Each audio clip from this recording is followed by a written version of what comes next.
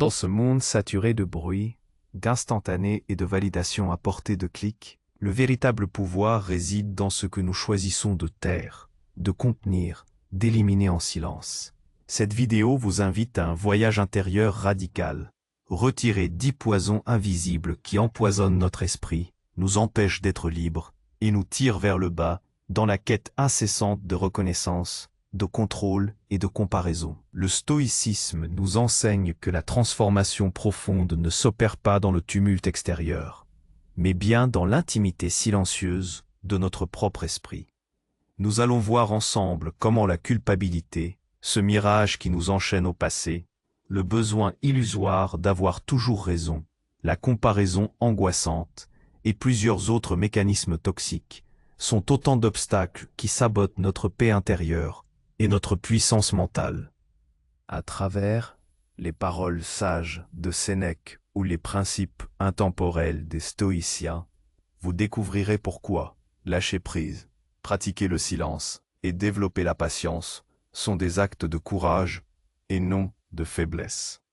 Cette vidéo, structurée comme une liste énergique et profonde, est une invitation à réévaluer silencieusement chaque poison que vous laissez infiltrer votre vie et à le remplacer par des habitudes stoïques qui magnifient votre force intérieure. Ce que vous apprendrez ici n'est pas une recette magique ni une promesse facile, mais un appui solide pour construire votre liberté psychologique.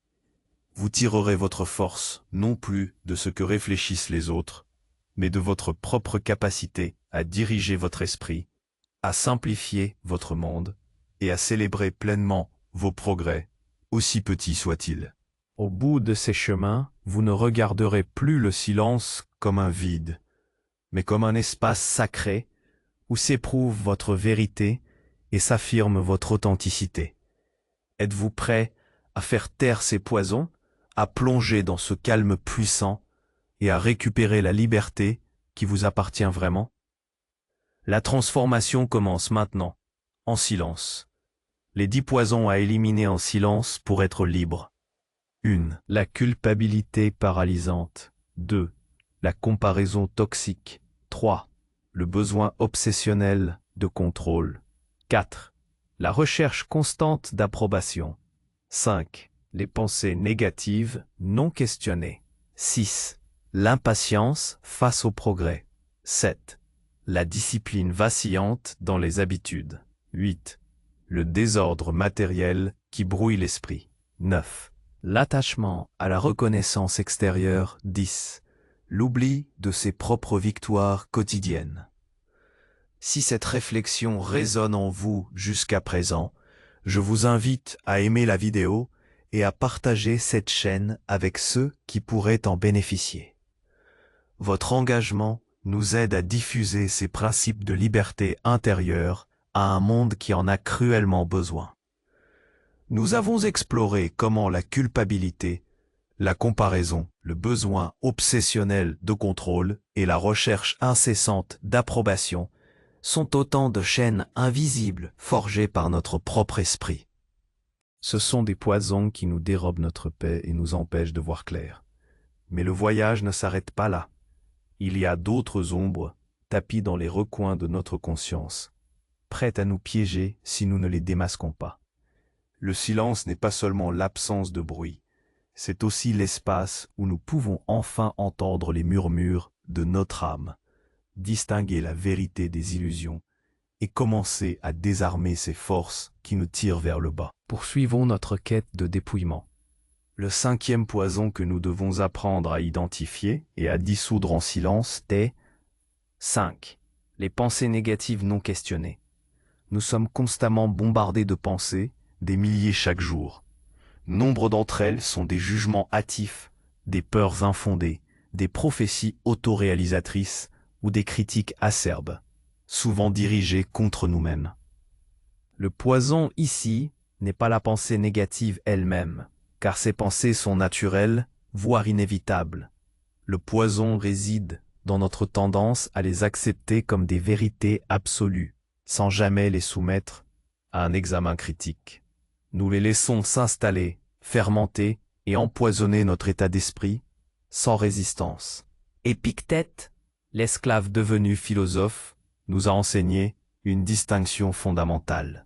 Il y a ce qui dépend de nous et ce qui n'en dépend pas. Nos pensées, en tant qu'impression initiale, peuvent ne pas dépendre entièrement de nous. Nous ne choisissons pas toujours ce qui nous vient à l'esprit, mais notre jugement sur ces pensées, notre assentiment à leur vérité, cela, en revanche, dépend entièrement de nous. C'est là que réside notre liberté et notre pouvoir. Dans le monde moderne, ce poison est exacerbé. Les algorithmes des réseaux sociaux nous enferment dans des bulles, amplifiant les informations qui confirment nos biais, qu'ils soient optimistes ou pessimistes. Les cycles d'information continue mettent en lumière le pire de l'humanité, alimentant anxiété et désespoir. Si nous ne questionnons pas ces récits, si nous n'appliquons pas le filtre stoïcien de la raison, nous nous retrouvons piégés dans une spirale de négativité. Le silence, ici, est le laboratoire de la raison. C'est le moment où nous pouvons nous retirer du tumulte extérieur et intérieur pour observer nos pensées. Non pas les juger, mais les analyser. Une pensée surgit. Je ne suis pas assez bon. Au lieu de l'accepter, nous pouvons demander: est-ce une impression? Est-ce un fait? Quelles sont les preuves? Est-ce utile? Est-ce en mon pouvoir de changer cela? Souvent, en questionnant la pensée, nous découvrons qu'elle n'est qu'un fantôme de l'esprit, sans substance. Sénèque nous exhorte à ne pas souffrir avant l'heure, à ne pas nous infliger des tortures futures par des pensées angoissantes. Il y a plus de choses qui nous effraient que de choses qui nous brisent réellement, écrit-il, et nous souffrons plus souvent en imagination qu'en réalité. Le stoïcisme ne demande pas de supprimer la pensée négative. Ce serait nier notre humanité. Il nous demande de la filtrer, de la tester à la lumière de la raison et de la vertu, de ne lui accorder notre assentiment que si elle se révèle utile, véridique et constructive. Pratiquer ce silence critique, c'est désarmer une part immense de notre propre souffrance. Ce travail silencieux de l'esprit est le fondement de la sérénité. Il nous permet de démanteler les constructions mentales qui nous emprisonnent, une brique après l'autre, jusqu'à ce que nous puissions voir le monde tel qu'il est, non pas à travers le prisme déformant de nos peurs, mais avec la clarté de la raison. Passons maintenant au 6e obstacle à notre liberté, un poison qui ronge insidieusement notre persévérance. 6. L'impatience face au progrès. Nous vivons à l'ère de l'instantanéité. Une commande en un clic, une information en un instant, une communication sans délai. Cette culture de la gratification immédiate s'est infiltrée dans nos attentes personnelles. Nous voulons des résultats, et nous les voulons maintenant. Lorsque nous nous engageons dans un nouveau projet, une nouvelle habitude, ou une démarche de développement personnel, comme l'apprentissage du stoïcisme, l'absence de progrès spectaculaire et rapide peut vite nous décourager. Cette impatience est un poison, car elle nous pousse à abandonner avant que le véritable travail de transformation n'ait pu porter ses fruits. Les stoïciens comprenaient la nature graduelle de la vertu et de la sagesse. Ils savaient que la construction d'un caractère fort n'est pas un sprint, mais un marathon. Marc Aurèle, dans ses pensées, rappelle l'importance de la persévérance et de la constance. Il ne s'agit pas d'atteindre la perfection du jour au lendemain, mais de s'améliorer continuellement, pas à pas. La vertu est une direction, pas une destination fixe. Chaque effort, chaque tentative de mieux agir, chaque moment où nous choisissons la raison sur l'émotion, est une victoire en soi, indépendamment du résultat final. Le monde moderne nous submerge d'images de réussite fulgurantes. Le jeune entrepreneur milliardaire, l'athlète olympique, l'influenceur aux millions d'abonnés. Ces récits, souvent édulcorés, masquent les années d'efforts, les échecs répétés, les sacrifices silencieux qui précèdent la reconnaissance publique. Lorsque nous comparons notre cheminement, semé de doutes et de faux pas, à ces façades impeccables, l'impatience se mue en frustration, puis en désespoir. Le stoïcisme nous invite à embrasser le processus, à faire de notre mieux aujourd'hui, sans nous soucier excessivement du résultat final, car celui-ci ne dépend pas entièrement de nous. Ce qui dépend de nous, c'est l'effort, l'intention, l'application des principes. Sénèque insiste sur la valeur de chaque jour. Chaque jour est une nouvelle chance de pratiquer la vertu, d'apprendre, de s'améliorer. La véritable richesse n'est pas la destination, mais le chemin parcouru avec intégrité. Le silence est un allié précieux contre l'impatience. Dans le calme, nous pouvons réévaluer nos attentes. Nous pouvons observer la nature, qui nous enseigne la patience. Un arbre ne pousse pas en un jour, une montagne ne se forme pas en une année. Les grandes choses prennent du temps. Nous pouvons nous rappeler que le progrès est rarement linéaire. Il y a des plateaux, des reculs. Mais chaque effort, même minime, accumulé avec constance, finit par produire un changement profond. Lâcher prise sur le besoin de voir des résultats immédiats, c'est se libérer d'une pression immense et se donner la permission de grandir à notre propre rythme, ancré dans la conviction que l'effort vertueux est sa propre récompense. Cultivez la patience. Célébrez chaque petite victoire, chaque moment où vous choisissez la sagesse. C'est cela, le vrai progrès. Et ce progrès est d'autant plus solide qu'il est construit dans le silence de l'effort personnel, loin des regards et des jugements hâtifs. Le 7e poison que nous allons aborder est étroitement lié au précédent, mais il se manifeste par un manque d'engagement actif. 7. La discipline vacillante dans les habitudes. Nous savons intellectuellement ce qui est bon pour nous. Manger sainement, faire de l'exercice, lire, méditer, pratiquer la gratitude. Nous établissons des objectifs, nous prenons des résolutions, mais trop souvent, notre discipline vacille. Un jour, nous sommes remplis d'enthousiasme. Le lendemain, la motivation s'est envolée, supplantée par la procrastination, la paresse ou la distraction.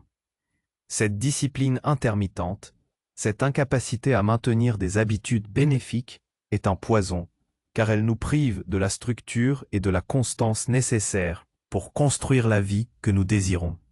Les stoïciens, bien avant les sciences du comportement moderne, comprenaient le rôle fondamental des habitudes. La vertu n'est pas une pensée, c'est une action répétée, un mode de vie. Aristote disait « Nous sommes ce que nous faisons de manière répétée ». L'excellence n'est donc pas un acte, mais une habitude. Les stoïciens l'ont appliquée en intégrant la philosophie dans chaque aspect de leur quotidien. Marc Aurèle se rappelait chaque matin son devoir, sa nature rationnelle et son interconnexion avec le cosmos. Non pas comme une réflexion abstraite, mais comme un appel à l'action disciplinée. Dans notre époque moderne, les distractions sont omniprésentes. Notifications incessantes, divertissements à portée de main. Une infinité de sollicitations qui fragmentent notre attention et sapent notre volonté. Nous avons une idée romantique de la motivation comme un feu ardent qui nous pousse à l'action, alors que la réalité de la transformation réside dans la discipline froide et constante, même les jours où l'envie n'y est pas. Le silence, ici, est le terrain d'entraînement de notre volonté. C'est dans le calme que nous pouvons planifier nos habitudes, non pas comme des contraintes, mais comme des actes de liberté. Liberté par rapport à l'impulsion, liberté par rapport à l'inertie, liberté par rapport aux attentes extérieures. L'approche stoïcienne ne consiste pas à lutter contre la nature humaine, mais à l'orienter. Il s'agit de choisir des préférences qui sont en accord avec la raison et la vertu, puis de les ancrer par des actions répétées. Sénèque nous encourage à ne pas seulement parler de philosophie, mais à la pratiquer. Chaque matin, se lever avec une intention. Chaque soir, faire un examen de conscience. Ces pratiques ne sont pas des rituels vides, mais des piliers de notre structure mentale. Le stoïcisme nous invite à devenir les architectes de notre caractère, brique après brique, habitude après habitude. Comment concrètement renforcer cette discipline? Commencez petit. Ne visez pas la perfection, mais la constance. Plutôt que de décider de courir 1 heure chaque jour, engagez-vous à courir 5 minutes. L'objectif est de rendre l'habitude si facile à commencer qu'il est plus difficile de ne pas la faire. Une fois l'habitude ancrée, vous pourrez l'étendre. Le silence vous offre l'espace pour cette planification délibérée, pour la réflexion sur vos progrès et pour la résilience face aux inévitables jours sans. La véritable liberté n'est pas l'absence de contraintes, mais la capacité de s'imposer les bonnes contraintes, celles qui nous élèvent et nous mènent vers la vertu. La discipline est l'expression de notre volonté d'être meilleur. C'est en la cultivant, discrètement mais fermement, que nous nous forgeons une armure psychologique inébranlable. Passons maintenant à un poison souvent négligé, qui pourtant pèse lourdement sur notre esprit. 8. Le désordre matériel qui brouille l'esprit. Nos environnements, qu'ils soient physiques ou numériques, sont souvent le reflet de notre état intérieur. Et inversement, un environnement désordonné, encombré et chaotique peut devenir un poison subtil qui brouille notre esprit, rendant la clarté de pensée et la concentration difficile. Cet encombrement matériel, même s'il n'est pas toujours perçu comme une menace directe, agit comme un bruit de fond constant qui empêche la sérénité. Le stoïcisme, bien que n'étant pas une philosophie matérialiste, prône une forme de simplicité et de détachement des biens extérieurs. Les objets sont des indifférents. Ils ne sont ni bons ni mauvais en soi, mais ils peuvent être utilisés de manière vertueuse ou non. L'attachement excessif aux possessions, la quête incessante de plus, l'accumulation d'objets dont nous n'avons pas réellement besoin, tout cela nous éloigne de l'essentiel. Sénèque mettait en garde contre la folie de la consommation et le fardeau de la richesse superflue. Ce n'est pas le manque, mais l'abondance qui nous rend pauvres, disait-il, faisant référence à l'esclavage mental que la possession engendre. Dans notre société moderne, le consumérisme est roi. Nous sommes constamment incités à acheter, à collectionner, à améliorer nos vies par l'acquisition de nouveaux objets. Nos maisons débordent d'affaires. Nos ordinateurs et téléphones sont saturés de fichiers et d'applications inutiles. Ce désordre visuel et mental est une charge cognitive constante. Chaque objet non essentiel est une micro-décision à prendre, une énergie à dépenser pour le ranger, le gérer ou simplement l'ignorer. Le silence dans ce contexte est l'acte de désencombrer. C'est la démarche délibérée de retirer le superflu, de simplifier notre espace pour simplifier notre esprit. Il ne s'agit pas de vivre dans le dénuement forcé, mais de vivre avec intention, de ne conserver que ce qui est utile, beau ou significatif. Cet acte de tri et de lâcher prise est une forme de méditation active, une pratique de la pleine conscience appliquée à notre environnement. En désencombrant notre espace physique, nous désencombrons notre esprit. Moins de distractions visuelles, moins de choses à gérer, plus d'espace pour la clarté et la concentration. Un bureau propre et ordonné n'est pas une fin en soi, mais un moyen de créer un sanctuaire mental propice à la réflexion stoïcienne. La même logique s'applique à notre vie numérique. Purger les applications inutiles, organiser nos fichiers, maîtriser les notifications. Épictète nous rappelle que la vraie richesse est intérieure. La simplicité matérielle n'est pas une punition, mais une libération. Elle nous permet de concentrer notre énergie sur ce qui compte vraiment. Nos relations, notre développement personnel, la pratique de la vertu. En faisant taire le bruit visuel et matériel de notre environnement, nous permettons à notre esprit de respirer, de se concentrer sur l'essentiel et d'atteindre une paix plus profonde. C'est un acte de courage que de s'opposer à la marée du consumérisme, de choisir la sobriété et la clarté. Et c'est dans le silence de ce dépouillement que l'on retrouve une force et une autonomie insoupçonnées. Le 9e poison que nous allons examiner est une quête universelle, mais souvent mal orientée. 9. L'attachement à la reconnaissance extérieure. Depuis notre plus jeune âge, nous sommes conditionnés à rechercher l'approbation. À l'école, au travail, dans nos relations sociales, nous mesurons souvent notre valeur à travers les yeux des autres. Les compliments, les récompenses, les titres, les likes et les partages. L'attachement à cette reconnaissance extérieure est un poison, car il nous rend esclaves des opinions d'autrui, nous déconnecte de notre boussole interne et nous pousse à vivre une vie qui n'est pas authentiquement la nôtre. Les stoïciens étaient catégoriques. La vertu est sa propre récompense. La seule approbation qui vaille est celle de notre propre conscience, validée par l'exercice de la raison et le respect de nos principes. Marc Aurèle, l'empereur philosophe qui aurait pu se laisser bercer par les louanges et les acclamations, se rappelait constamment que la vraie valeur réside dans l'intégrité de son caractère et non dans l'opinion fluctuante de la foule. Si tu te laisses troubler par ce qu'un homme dit de toi, écrivait-il, c'est toi qui es troublé, non lui. Dans le monde moderne, ce poison est amplifié à l'extrême. Les plateformes sociales sont conçues pour créer une dépendance à la validation externe. Chaque notification, chaque commentaire flatteur, chaque augmentation du nombre de followers active les circuits de récompense de notre cerveau. Nous nous retrouvons à sculpter notre image publique, à adapter nos opinions, à nous conformer aux tendances, non pas par conviction, mais par le désir ardent d'être vu, apprécié, ou même simplement remarqué. Cette quête épuisante nous éloigne de notre authenticité, nous rend vulnérables aux critiques et nous prive de la joie simple de faire ce qui est juste, pour la seule raison que c'est juste. Le silence, ici, est l'acte de se retirer de la scène, de couper le son des applaudissements et des huées. C'est la pratique de l'introspection, de la réévaluation de nos motivations. Pourquoi faisons-nous ce que nous faisons?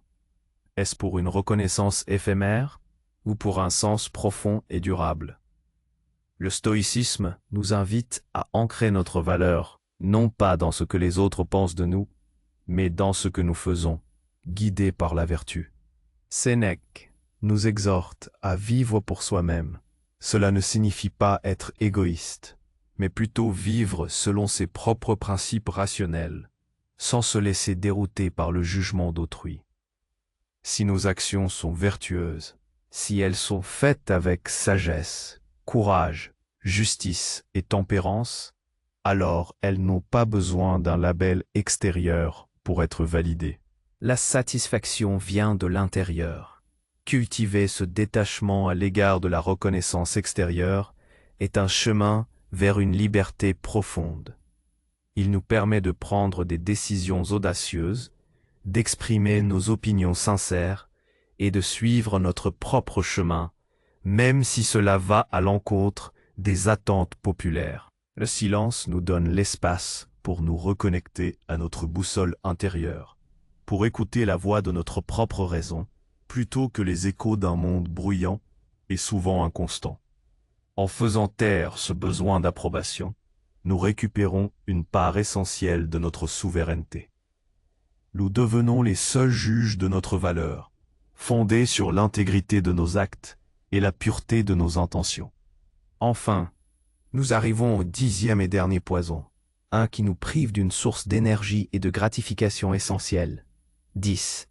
L'oubli de ses propres victoires quotidiennes. Après avoir parcouru tous ces poisons, la culpabilité, la comparaison, le contrôle obsessionnel, la recherche d'approbation, les pensées négatives non questionnées, l'impatience, la discipline vacillante, le désordre matériel et l'attachement à la reconnaissance extérieure, nous pourrions être tentés de nous concentrer uniquement sur ce qui ne va pas. Nous sommes souvent excellents pour identifier nos défauts, nos erreurs, nos manquements. Mais ce poison L'oubli de nos propres victoires quotidiennes est insidieux car il nous prive de l'élan, de la gratitude et de la reconnaissance de notre propre effort et de nos progrès, aussi petits soient-ils. Le stoïcisme ne se limite pas à l'endurance des difficultés. Il nous invite aussi à reconnaître et à apprécier ce qui est bien. Marc Aurèle, dans son journal personnel, ne se contentait pas de se réprimander pour ses faiblesses. Il notait aussi les moments où il avait agi avec sagesse, où il avait fait preuve de patience ou de courage. Cette pratique de l'auto-évaluation honnête, incluant la reconnaissance du bien, est essentielle pour maintenir la motivation et pour construire une estime de soi saine, basée sur des actions vertueuses. Dans le monde moderne, nous sommes toujours en quête du prochain grand défi. Les réseaux sociaux nous montrent des vies en perpétuelle amélioration, toujours plus belles, plus accomplies. Cette quête sans fin nous pousse à dévaloriser nos propres accomplissements, à les considérer comme insignifiants ou insuffisants. Nous atteignons un objectif, et plutôt que de prendre un instant pour savourer la victoire, nous nous projetons immédiatement vers le suivant, nous privant de la satisfaction qui est pourtant due à notre effort. Cette course incessante nous rend aveugles à la richesse de notre parcours, aux leçons apprises et à la force que nous avons déployée. Le silence, ici, est le moment de la rétrospection reconnaissante. C'est l'acte délibéré de s'arrêter, de faire une pause et de passer en revue les petites victoires, les moments de courage, les choix vertueux que nous avons faits au cours de notre journée, de notre semaine. Cela peut être aussi simple que d'avoir résisté à une tentation, d'avoir fait preuve de patience dans une situation frustrante, d'avoir aidé quelqu'un, d'avoir maintenu une habitude bénéfique, ou même d'avoir simplement pris le temps de respirer profondément. Sénèque nous encourageait à faire un examen de conscience chaque soir, non seulement pour identifier nos fautes, mais aussi pour noter nos réussites et nos progrès.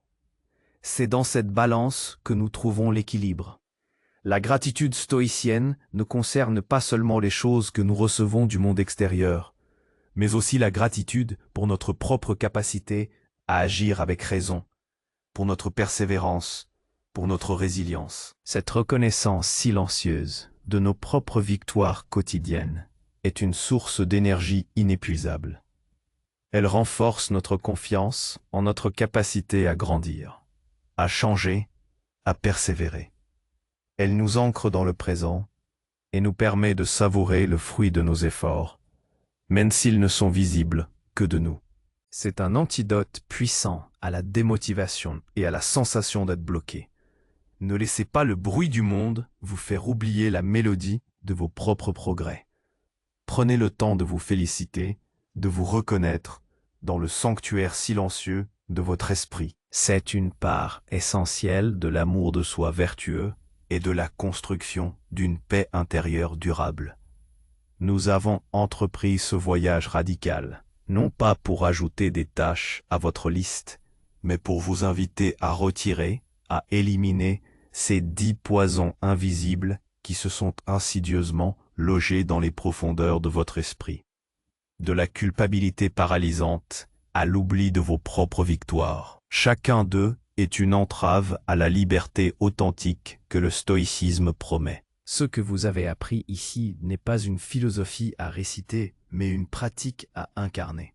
Une pratique silencieuse, constante, exigeante, mais dont les récompenses sont incommensurables.